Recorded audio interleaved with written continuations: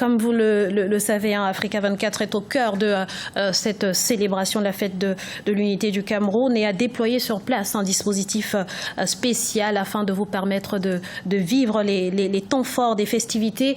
On va d'ailleurs retrouver sur place Chérif Ousmane Bardouka, qui est notre envoyé spécial dans la capitale camerounaise et qui se trouve en compagnie du colonel Atonfak, le chef de la division de la communication au ministère camerounais de la Défense.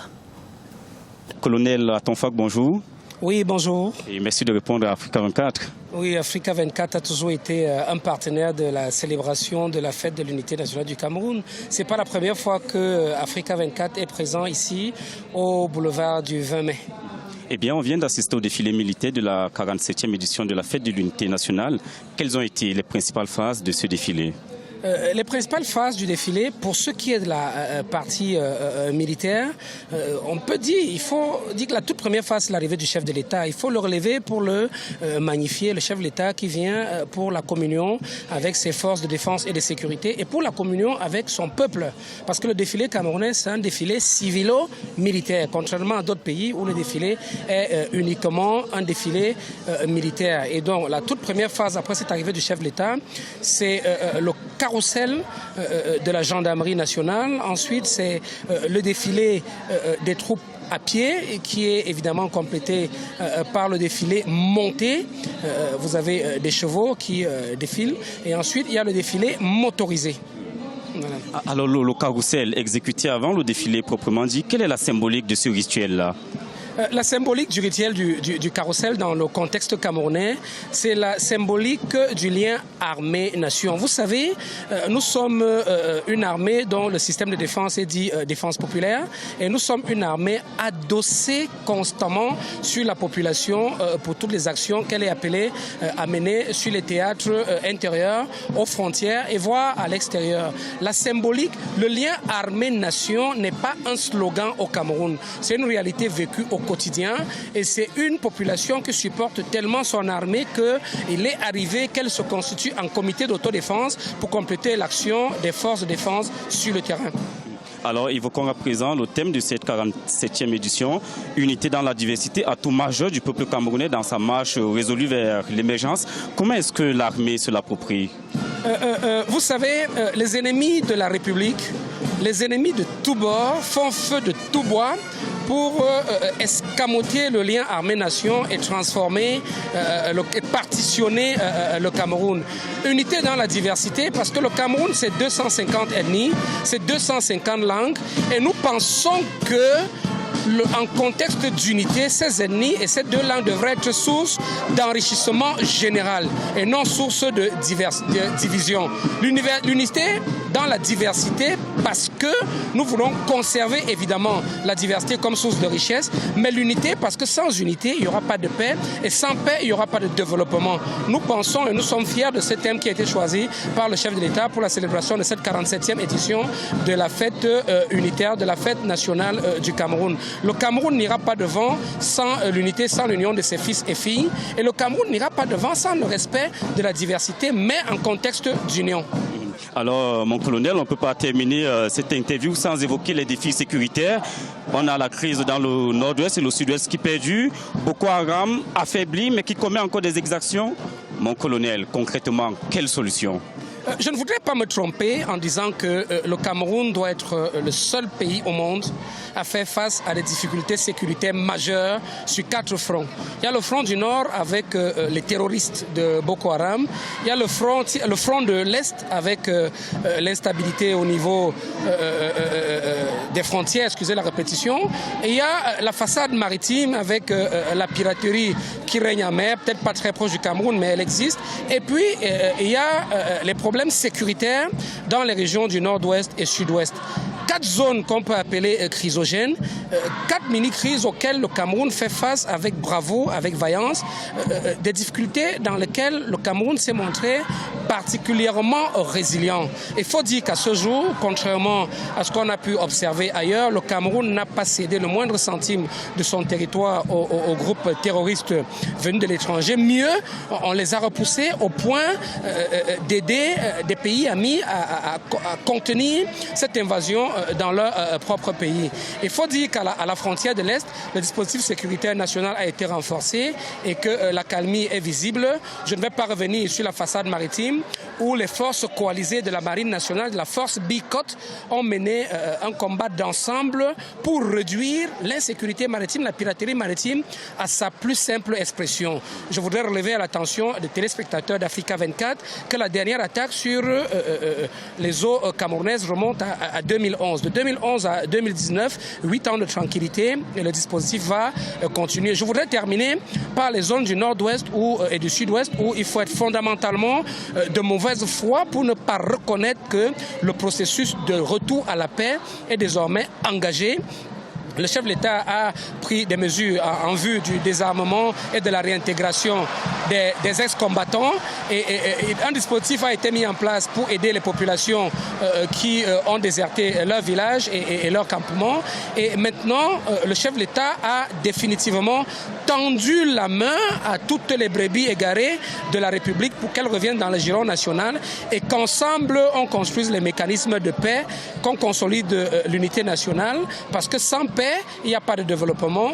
Je voudrais dire que le Cameroun s'est définitivement approprié ces 4 zones chrysogènes-là et que les solutions internes aujourd'hui sont des solutions locales, plus proches des besoins camerounais, plus proches de la nécessité de ce qu'on peut faire au niveau local et des solutions contextualisées qui marchent à coup sûr et qui vont garantir que d'ici à très court terme, la paix soit revenue sur l'étendue du territoire national.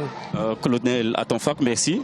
Merci pour Africa 24 qui nous a toujours accompagnés dans ces moments forts de la vie nationale. Merci. Merci. Et merci à vous, Chérif Ousmane Bardoukan, pour toutes ces précisions. Alors, je voudrais qu'on revienne un petit peu sur les défis et les perspectives du Cameroun. Le principal défi est notamment sécuritaire. On l'a dit, le gouvernement, dans son offre de dialogue, s'est dit prêt à discuter de tout, exception faite de la sécession. Monsieur Tedga, vers quoi s'achemine-t-on au Cameroun? Quelle solution pour mettre définitivement un terme à ces revendications sécessionnistes?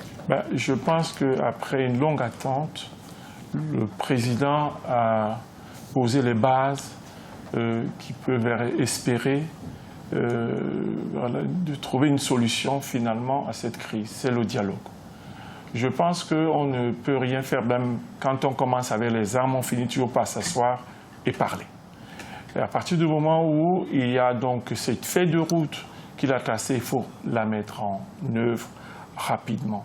Et je pense que nous aurons un certain temps avant qu'on ne voit réellement à quoi on peut aboutir. Je ne suis pas devin pour vous dire vers quoi. Alors il y a la question du fédéralisme qui est évoquée, celle de la décentralisation. Il y a depuis longtemps, au début même de la crise, je fais partie des gens qui ont toujours pensé que la forme de l'État pose un problème. Je pense qu'à partir du moment où le président le reconnaît, le dit, et qu'il fait en sorte qu'on puisse y travailler, je pense que ça ouvre déjà des perspectives à tous ceux qui en doutaient. Je pense qu'aujourd'hui, puisque hier, les gens qui attendaient qu'on parle du fédéralisme, ceux qui veulent qu'on parle de la régionalisation, ceux qui veulent qu'on parle tout simplement de la décentralisation accélérée, je pense que tous ces gens-là peuvent être optimistes. Moi, j'en fais partie, mais je pense qu'il ne faut pas perdre de temps. On a déjà assez perdu du temps, on a perdu des hommes, 1850 morts, je crois, de côté civil, et pas mal de militaires qui sont tombés. Je pense qu'il faut très rapidement avancer vers le dialogue, mais il ne faut pas que ça reste un slogan. C'est bien ce que le Premier ministre a fait. Il est parti rencontrer les chefs traditionnels. Il a parlé en pitié de la population, qu'il a très bien accueilli. C'est très très bien, mais il ne faut pas laisser beaucoup de temps avant que le dialogue ne se dé... Il faut rapidement, dans la suite... Il faut que les choses se mettent en place rapidement.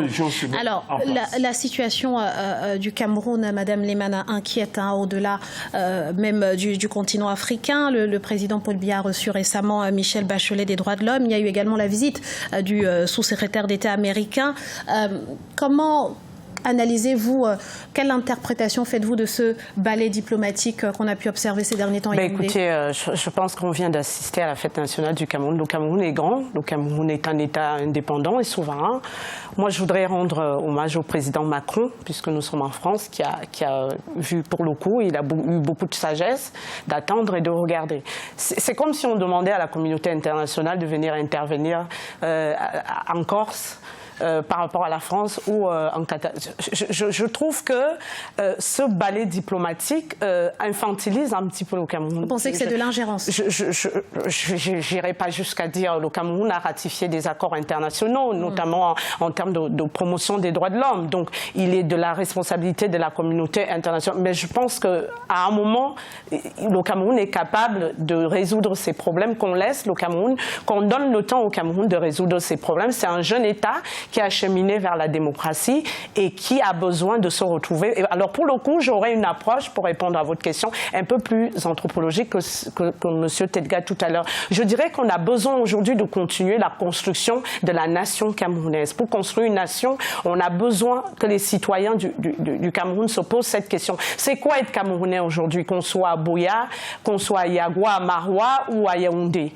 On a besoin de se poser une question. C'est quoi être citoyen camerounais aujourd'hui? Donc, bâtir un patriotisme inclusif où chacun trouve sa place. On a aussi besoin de faire de la résilience par rapport à cette souffrance. Une guerre, des crises. Vous avez entendu le colonel tout à l'heure. 4 fronts de crise, c'est de la souffrance, c'est de la souffrance psychologique, c'est des populations qui ont connu des choses difficiles qu'il va falloir révoquer dans leur cerveau, même les militaires. Donc je pense qu'il faut qu'on laisse le temps au Cameroun de résoudre ces problèmes. Pour le coup, le dialogue, je pense qu'avec la dynamique de paix qui a été initiée par le Premier ministre, les choses vont se mettre en place, mais je pense qu'il y a aussi besoin que les Camerounais fassent ces résiliences, qu'on bâtissent ce qu'on appelle un patriotisme inclusif. Et pour le coup, la décentralisation peut être l'une des pistes, une décentralisation de responsabilité, de transfert et de transparence, où il y a un vrai transfert des responsabilités et où la gouvernance est plus proche des populations. Pour le coup, je ne dirais pas fédéralisme, enfin je ne suis pas devin, mais je parlerai plutôt de gouvernance de proximité. Parce qu'aujourd'hui, vous avez vu dans tous les États du monde, tous les gouvernés ont besoin de participer aux décisions de leur République. C'est valable pour le Cameroun, c'est aussi valable pour d'autres pays. Madame Lehmann, oui. le Cameroun fixe le cap de son émergence à l'horizon 2035. Est-ce que cela vous semble réaliste au vu de la conjoncture actuelle?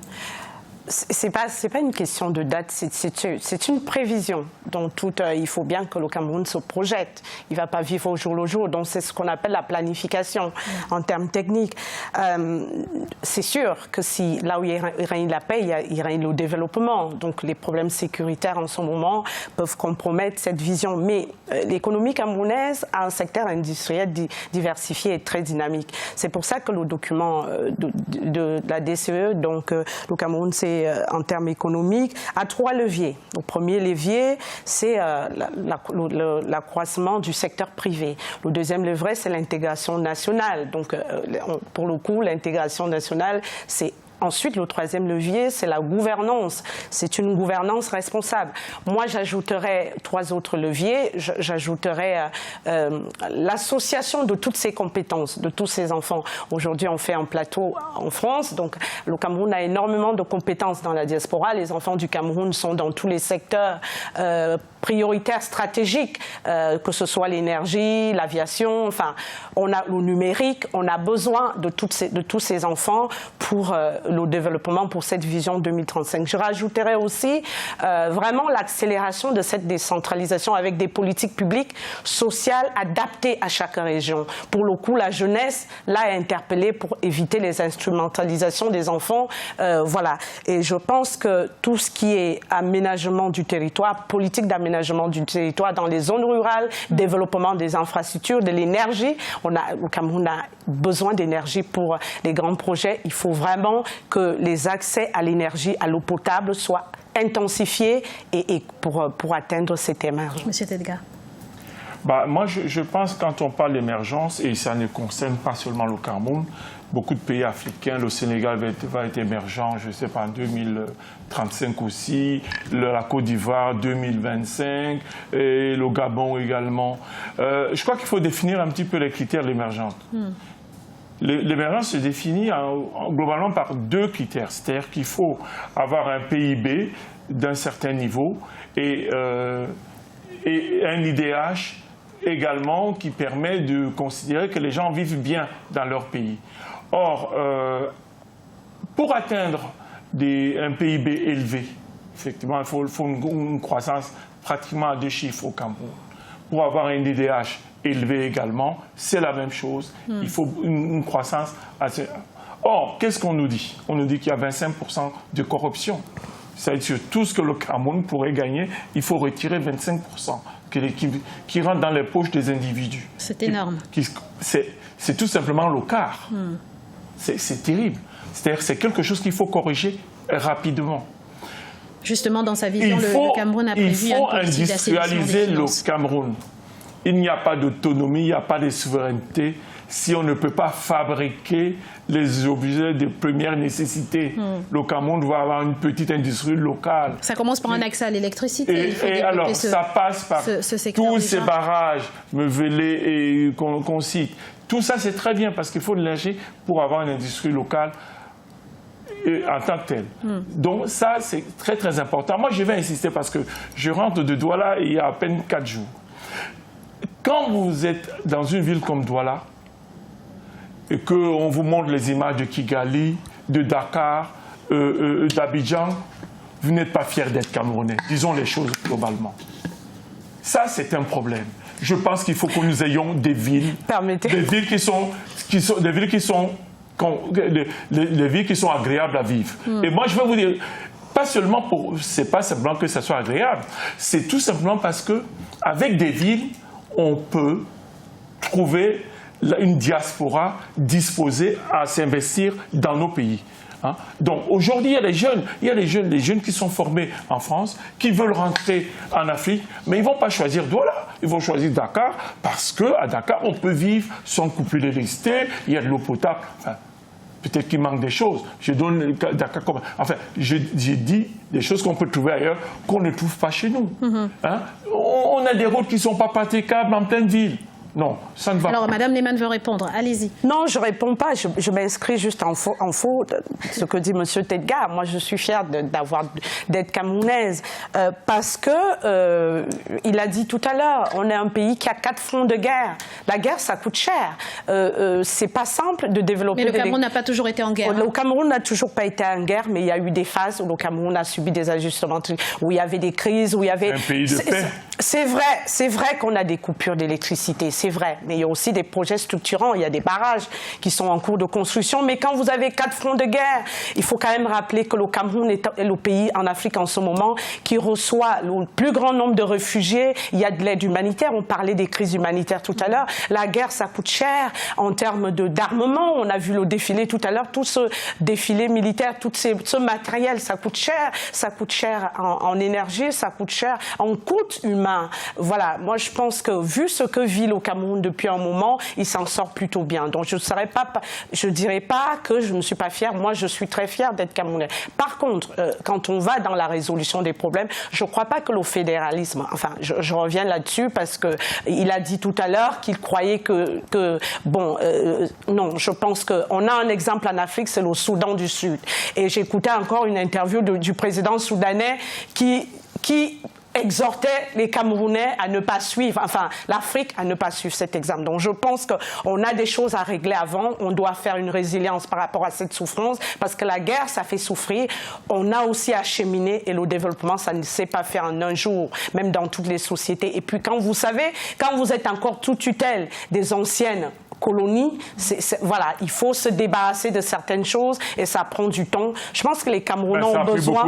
Non, je pense que les Camerounais ont besoin de croire à leurs possibilités et d'être fiers de ce qui s'est fait. Maintenant, tout n'est pas parfait. Je parlais de la qualité des hommes. Il y a des choses à faire au niveau des hommes qui sont aux manettes, ça c'est sûr. Il y a aussi des choses à faire. Chez chaque Camerounais, quand il parle de nos villes, je pense qu'on a aussi, chacun de nous, chaque Camerounais, à faire un effort de civisme, de responsabilité de temps en temps. C'est pas toujours au président ou au gouvernement. Je ne parle pas du président. Moi, je dis, ce n'est pas le président qui est à la tête des villes. Je pense qu'en ce qui concerne les villes, on a chacun un effort de civisme. On a des maires, on a des représentants de gouvernement, qu'on appelle des délégués, et on a des gouverneurs qui ne doivent quand même pas laisser les ordures joncher les trottoirs de leur ville. Enfin, si vous voulez que le Cameroun soit émergent, il faut montrer les signes. Et les signes, c'est d'abord de s'occuper de nos villes. Moi, je trouve quand même inadmissible qu'on me dise qu'il faut de l'argent pour améliorer l'état des routes. Non, c'est une question de volonté. Cette volonté manque. Les gens préfèrent mettre l'argent dans la poche au lieu de le mettre au service des Camerounais. Je crois que, Madame Lehmann, soyons très sérieux là-dessus. Ce n'est pas une question d'argent. Certaines personnes. Voilà, c'est une question de volonté politique. De volonté. Il y a la volonté, mais politique locale même. C'est-à-dire quand vous avez un maire qui ne connaît même pas ses administrés, qui ne sait même pas où, qui ne visite pas son territoire. Comment voulez-vous qu'ils soient même au courant qu'il y a un problème? Non, le problème. Non, moi je parle de Douala qui est ma ville, puisque moi je suis résident ici, mais également à Douala, et je vois comment ça se passe. Je crois qu'il faut faire un effort là-dessus. On a vu l'autre jour, Mme Ketia, quand elle est arrivée, le ministre de développement de la ville, elle a fait des gestes qui donnaient à espérer. Mais depuis un certain temps, on ne la voit plus. Il faut qu'elle continue. Elle a autre chose à faire. Elle n'a pas que des engins. Elle n'a pas que des engins. C'était le plus urgent d'arranger ce qui ne va pas autour d'elle. Le problème, c'est que je voudrais qu'on s'intéresse. On ne peut pas vivre avec des ordures. Sur le plan économique, à l'un des principaux défis auxquels reste confronté le Cameroun, c'est celui de l'emploi, et notamment l'emploi des jeunes. Madame Lehmann, quelle réponse le gouvernement peut apporter à cette problématique? Écoutez, l'emploi des jeunes reste certes un problème préoccupant pour le gouvernement camerounais. Il y a un certain nombre d'institutions qui sont mises, pour le coup, il y a un de nos compatriotes de la diaspora qui a mis en place la carte jeune pour essayer de répertorier les jeunes camerounais qui sont la majorité de la population camerounaise, la majorité de la population camerounaise a moins de 25 ans. Donc la carte jeune, c'est un dispositif qui répertoire un petit peu leur existence déjà et les besoins et de les rendre plus quantitatifs et plus qualitatifs au niveau de leurs besoins.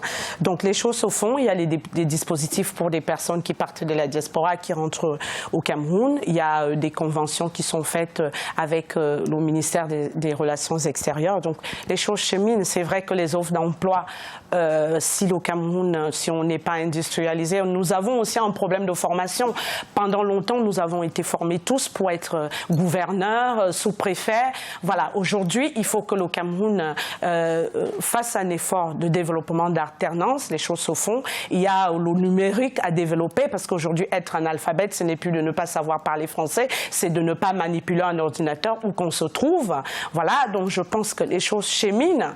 La population camerounaise est à 23 millions à peu près aujourd'hui. Les jeunes sont majoritaires. Donc il y a des défis au niveau du chômage, de l'emploi, effectivement à relever, mais je pense que le gouvernement y travaille, que le président Paul Biya y est conscient pour le coup, voilà, et il est conscient que si on ne forme pas les jeunes, ils seront de plus en plus manipulés, ils subiront des lavages de cerveau, et la jeunesse, c'est l'avenir du Cameroun. Monsieur Tedga, vous pensez que le gouvernement fait son maximum dans ce domaine? Écoutez, moi je vous dirais avec beaucoup de désolation que quand vous arrivez dans une ville comme Douala, que je connais parfaitement, vous n'avez quasiment pas une structure qui accueille les jeunes. Ou alors elle est cachée quelque part. Mais moi j'ai rencontré pas mal de jeunes, parce que j'ai même ouvert un petit chantier, j'ai des trucs à faire. Ces jeunes-là, ils ne savent pas où aller. il n'y a pas une politique d'incitation.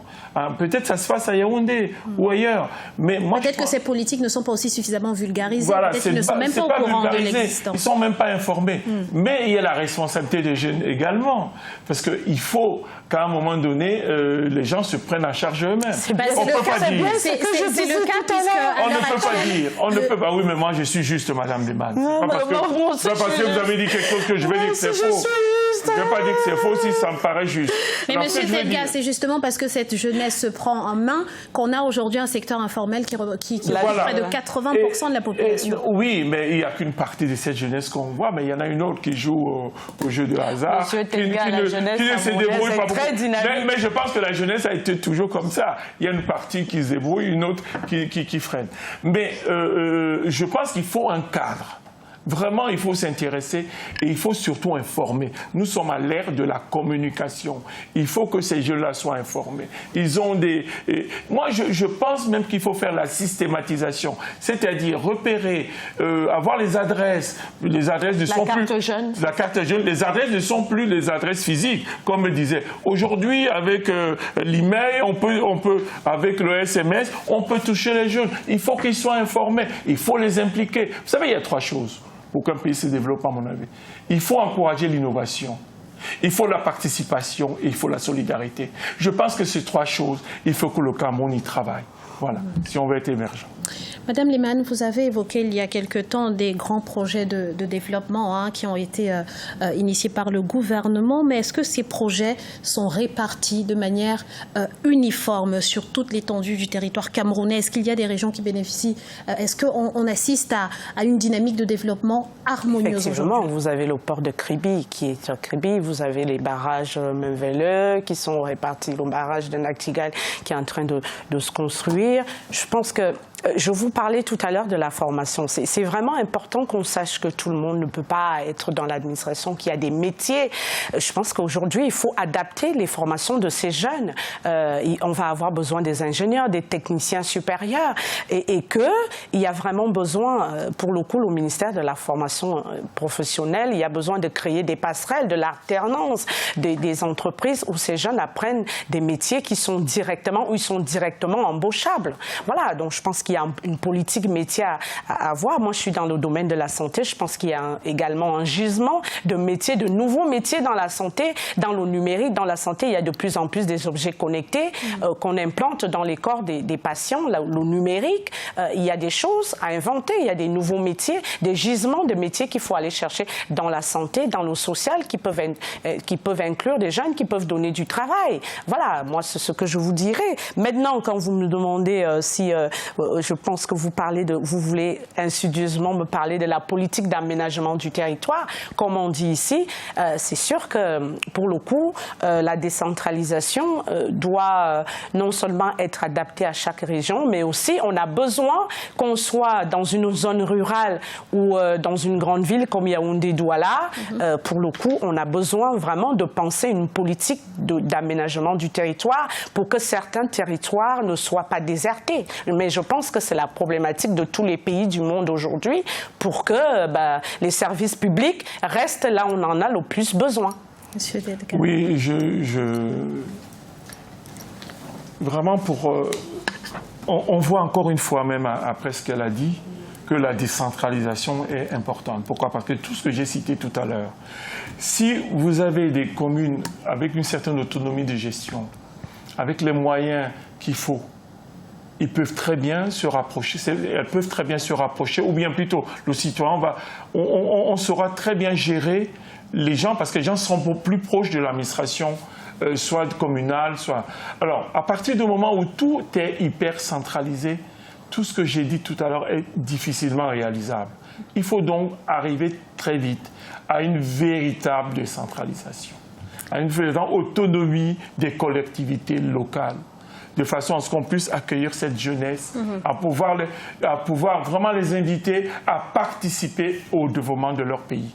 Parce que pour le moment, chacun se bat pour essayer de survivre. Mais il faut avoir en tête qu'on appartient à un pays. Il faut donc, avec un peu plus de patriotisme, faire en sorte que tous les Camerounais fassent que le Cameroun devienne un grand grand pays. Et ce sera le mot de la fin. Merci Monsieur Simon Tedga d'avoir été en notre compagnie pour suivre cette 47e édition de la Fête de l'Unité. Merci à vous également, Madame C'est moi qui vous Véronique remercie. Lehmann. C'était un infime honneur d'être sur votre plateau. Merci infiniment et merci à vous, chers téléspectateurs, d'avoir été avec nous. Restez sur Africa 24 dans quelques instants, le journal de la rédaction.